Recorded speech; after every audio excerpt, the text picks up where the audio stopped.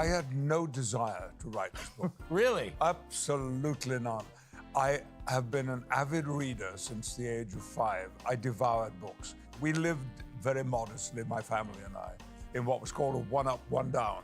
One room downstairs, the door opened straight into the living room.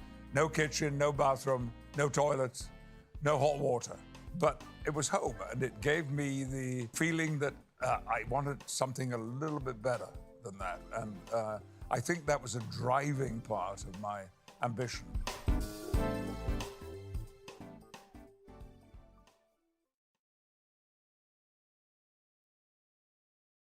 Hello, and welcome to Washington Post Live. I'm Ann Hornaday, Chief Film Critic for the Washington Post.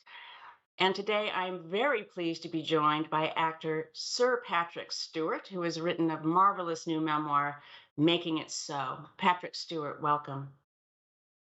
Thank you, and I'm delighted to be talking with you. It's a pleasure to have you. This is just a beautifully written book. I was surprised to learn just now that you were reluctant to write a book. You're a natural. Oh my, yes.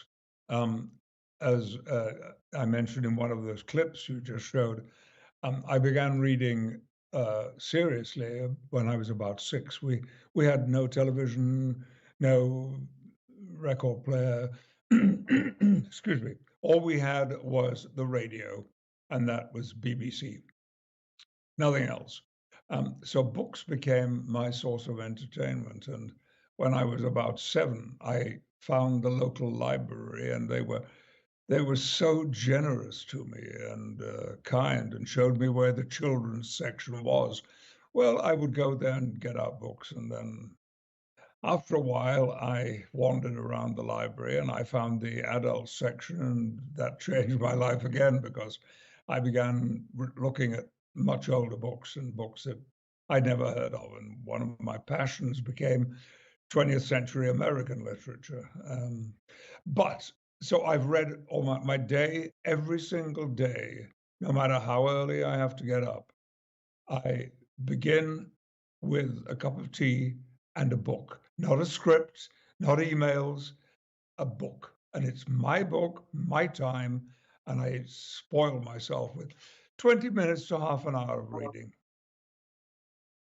That is a fabulous habit, and one we should all take up for ourselves. I'm afraid I'd fall asleep again. It's how I usually put myself to sleep. But I was so impressed reading this book how vividly you bring back that childhood. You were um, brought up in an industrial town in Yorkshire, very modest means, as you say in the introduction, one up, one down, no indoor toilet. Um, Tell me about conjuring that time in your life and sort of was it easy to bring all those memories back, or did you sort of have to sit and let them come? It was astonishingly easy, more than I had anticipated, because 10 years ago, I could have consulted my family. Since then, both my brothers, my older brothers, have died. May they rest in peace. And I I found that once I had opened a door into a specific memory that I knew was accurate and actually happened, other doors began to open, windows began to open, and I could breathe in the air of my childhood.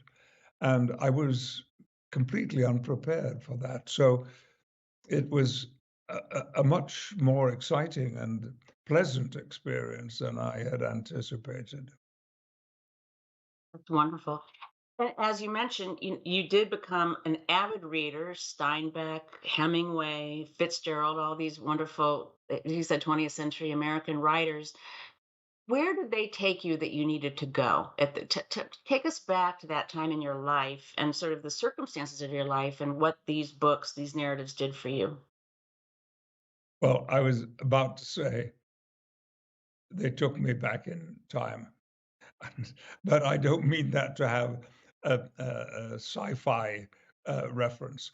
But I knew that I was reading books that had been written mostly a few decades earlier, and um, I liked that introduction and the fact that it was American rather than English society.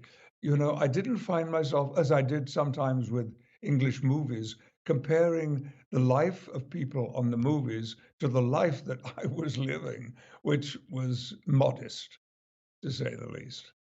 And I, I, I, I think the fact that I now live in the United States, that Los Angeles is my home with my wife, um, it feels very appropriate because the United States was having an impact on my life for a very, very long time, and an early impact when it really counts, before the age of 10 or 11. That's so interesting because your career really didn't bring you to Hollywood or to New York until relatively later in your career. You were very well established on the British stage. As a matter of fact, I think a lot of our viewers and your readers might be surprised to learn about your love for American literature just because you are so deeply associated with Shakespeare. Tell us a little bit about your introduction to Shakespeare and how Shakespeare entered your life. One of the two people to whom my book is dedicated is a man called Cecil Dormand, who also sadly died about 2 years ago when he was well into his 90s. Cecil Dormand was my English teacher from the age of 12. I went to a very non academic school. But that was best for me. And by the way, I chose that rather than going to grammar school because on the day of sitting the exam, I went walking in the hills instead of taking the exam, which was a bold move for a 10-year-old child to make, but it was the right one.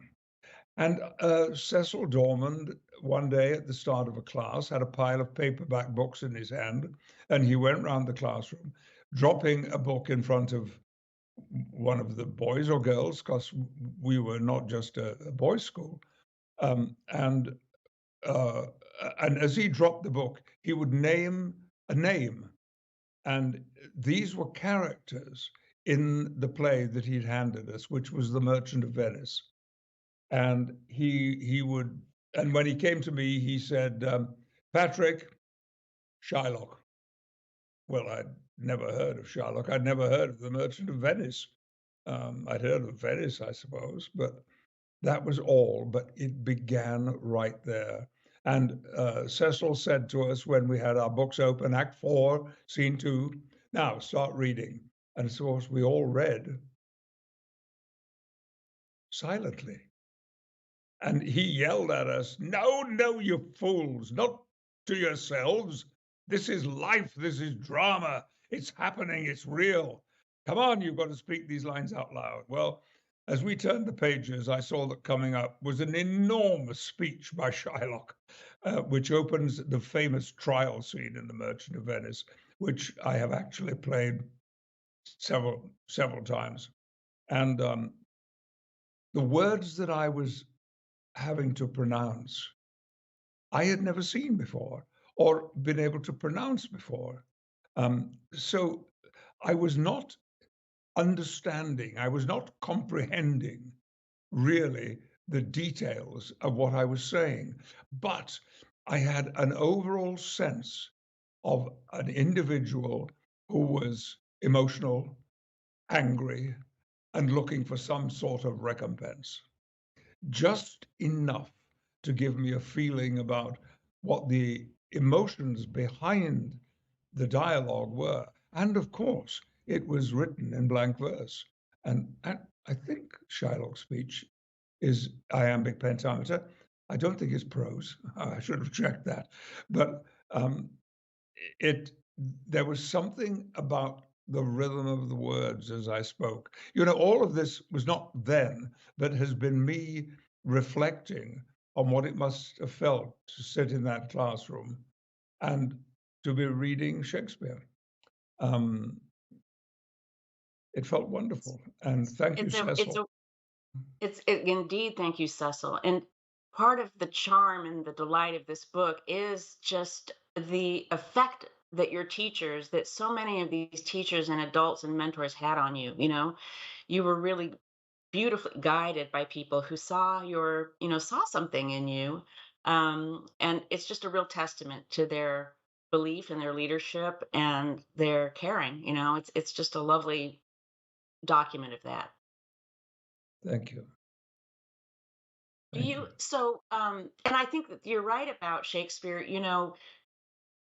He operates on so many levels, and one of them is just purely sensory and sensuous. You can kind of let the language wash over you and not necessarily comprehend each and every word, but you get it. That's part of the genius of Shakespeare. Yeah. Yes, that can be very well illustrated in one of Shakespeare's sonnets. Let me not to the marriage of true minds admit impediments. Love is not love, which alters when it alteration makes, or bends with the remover to remove. Oh no, it is an ever fixed mark that looks on tempest and is never shaken. It is the star to every wandering bark, whose worth's unknown, although his height be taken. Love's not time's fool, though ruby lips and cheeks within his bending sickle's compass come. Love alters not with his brief hours and weeks, but bears it out even to the edge of doom. There are two more lines that make me very emotional, so I'm stopping there. Oh, I'm You already see what I there, mean sir. Thank about you. it? Don't you feel that he's talking to you? It's personal. Absolutely. He knows who Well, you and are, he knows what the problems are, and he's giving you incredibly sound advice. If you are in love, trust it, trust it. You know. well, I Uh-huh. might I might add it's the song, but it's also the singer here. You are a beautiful emotional instrument for this work. And I want this actually leads me to we have a question from the audience. Mary Ann Leonard from Maryland says, "It seems like a lifetime ago, but thank you for the gift of Shakespeare's sonnets during the height of the pandemic. How do you think delivering a sonnet a day changed or deepened your appreciation of Shakespeare's work?" Well, we have to thank Sunny, my wife, for that. One day we were walking along the street, and it is customary with me and a habit, and it can be irritating, I understand, that lines of Shakespeare will float into my head. And I don't like to just keep them in my head. I like to release them, let them out in the air. And so I began quietly speaking the words of the sonnet I've just quoted. And my wife said, "What's that? Is that Shakespeare?"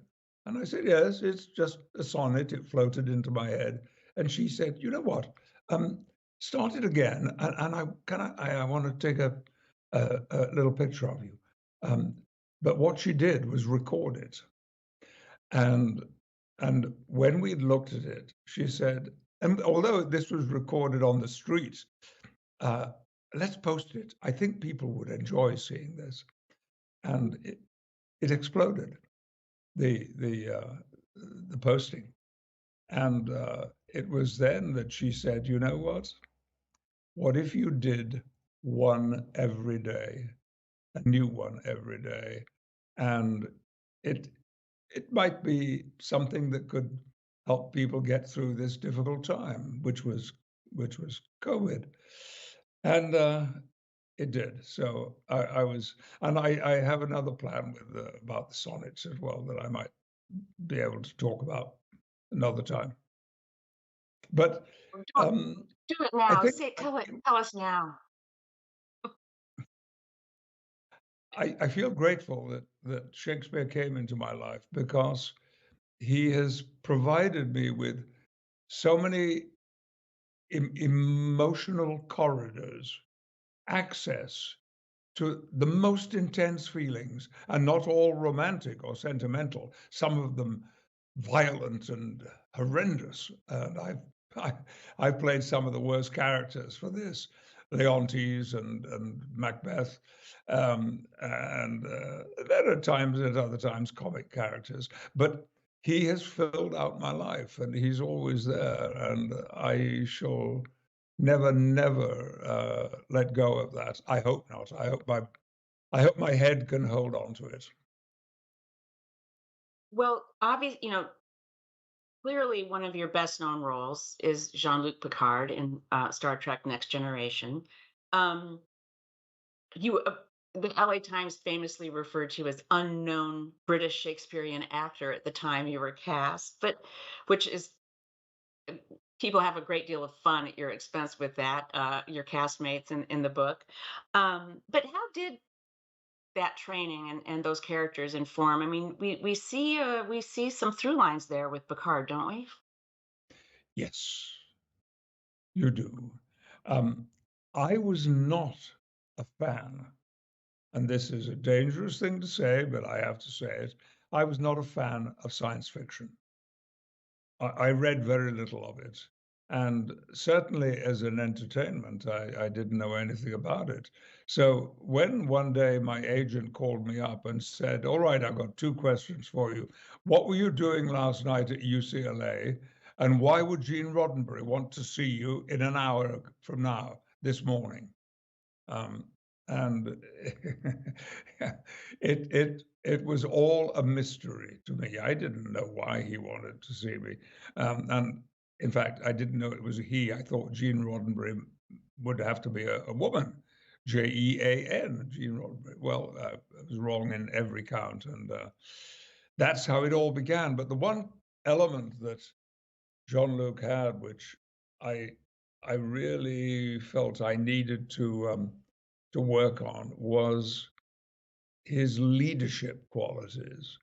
That was probably the most important part. He was the captain of the Enterprise, and he had other very gifted and talented people working with him, and his respect for them and his way of listening to their comments and their feelings was so much a part of what I had learned performing Shakespeare that actually Shakespeare was behind quite a lot of what I did in that first season. And some of it was too big, some of it was over the top. And when I rewatched the whole of season one of Next Generation, um, maybe a year ago now, when I got to that section of the book, um, I decided that in order to refresh my mind about Star Trek, I should watch the first season.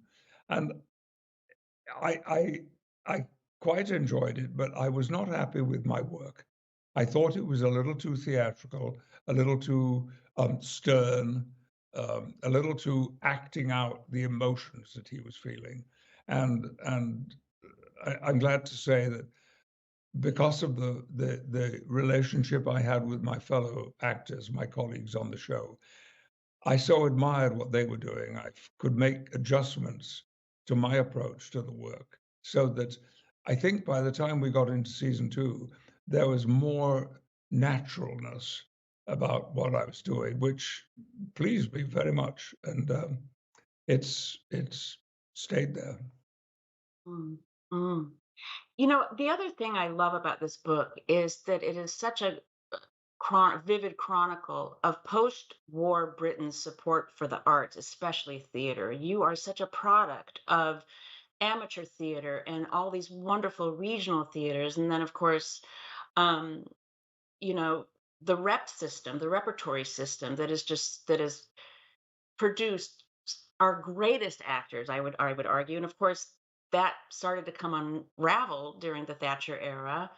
And I just was wondering, well, this is sort of a two-part question, but one is, do you see a difference in your American colleagues' approach to acting? Is that different than your approach that having come up through that wonderful sort of farm system?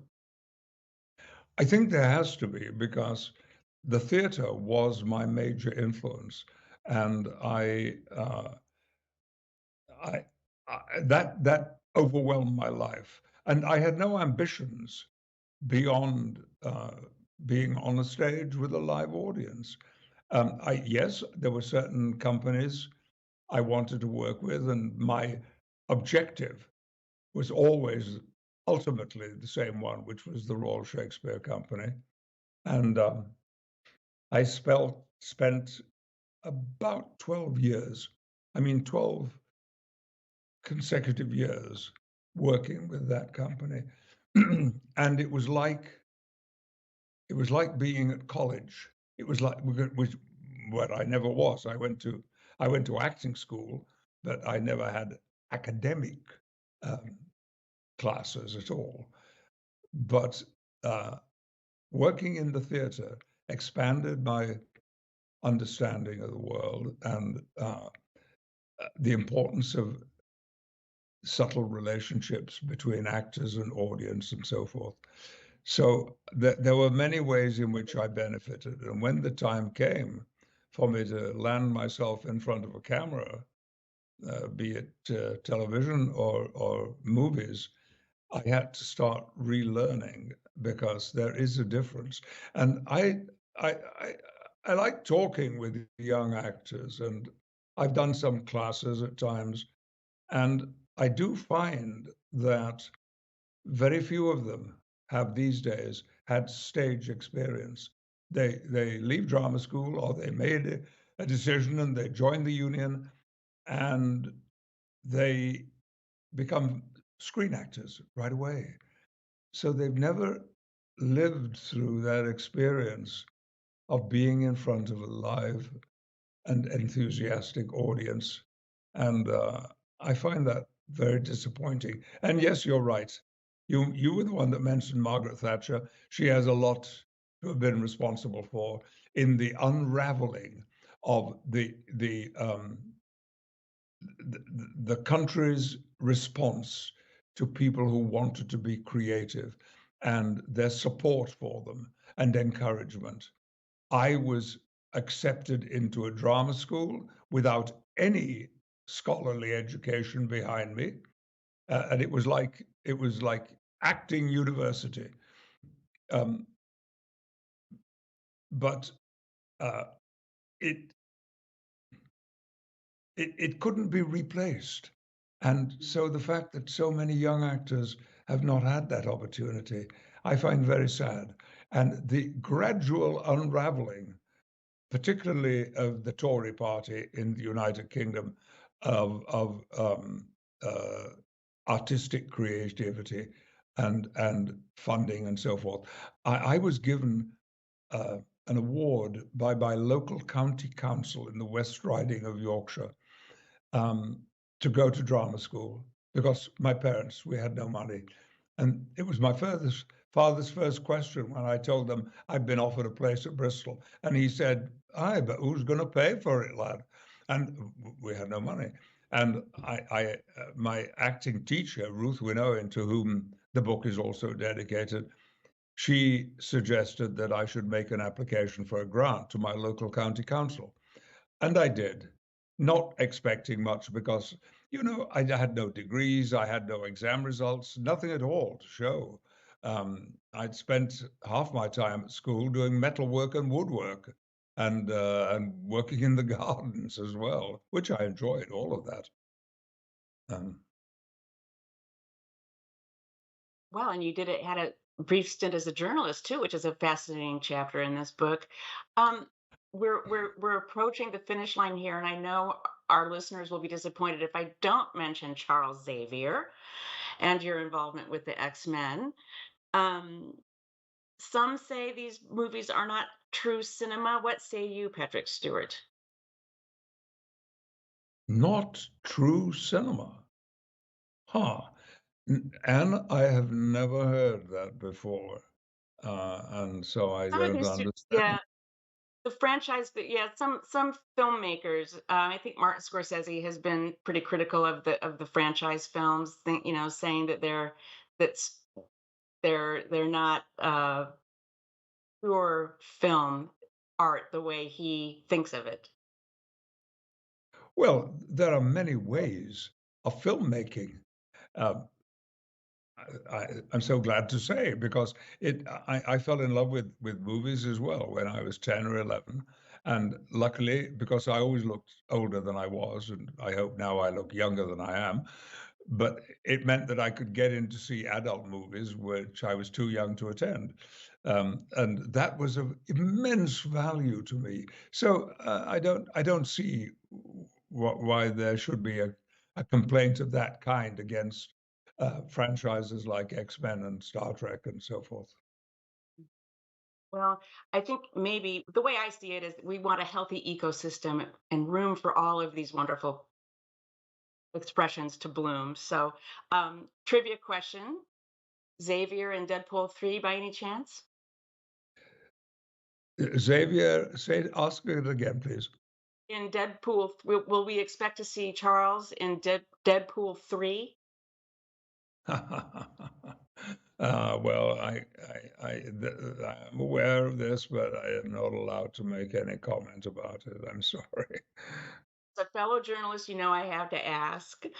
Um, I want to read something. You wrote so beautifully in your book about the transcendent quality of great acting. I have sensed emanations coming from certain performers on stage, notably the actors Judi Dench, Juliet Stevenson, Harriet Walter, Ian Holm, and Ian McKellen, that speak to more than their skill, as if each is enrobed in an invisible cloak of truth that elevates their always stellar performances. I think that's one of the best descriptions of that lifting quality of great acting that we all recognize when we see it, but can't always articulate. Um, and it leads me to ask you, w- when you're working with these people, and I would dare say they would describe you the same way. But when have you had those experiences as a fellow actor with another actor? Oh, it's it's the height of pleasure, excitement, creativity. Um, I have only to give the example when Ian McKellen and I did Waiting for Godot, and um, and then we did a Pinter play. Um, we there these were two male roles, and um, Ian is a very dear and beloved friend, and we literally played. We No performance was ever quite the same, and that's one of the wonderful things about being in a stage production, because every evening and every matinee you can start again. You can embrace something new and explore it. And with actors like Ian and Juliet and Zoe Wanamaker, who I worked with, this is how they work. And so you are eh, doing a play is not just a case of repetition, it's recreation every moment. Beautifully put. I am heartbroken to say we are out of time. I love this conversation. Sir Patrick Stewart, thank you so much for joining us here on Washington Post Live. Thank you, Anne. I've enjoyed this very much, and I'm quite honored that the Washington Post should want to talk with me. Thank you. You're welcome anytime. And thanks to all of you for joining us here today. To check out what interviews we have coming up, please visit WashingtonPostLive.com to register and find more information about all of our upcoming programs. I'm Ann Hornaday. Again, thank you for coming.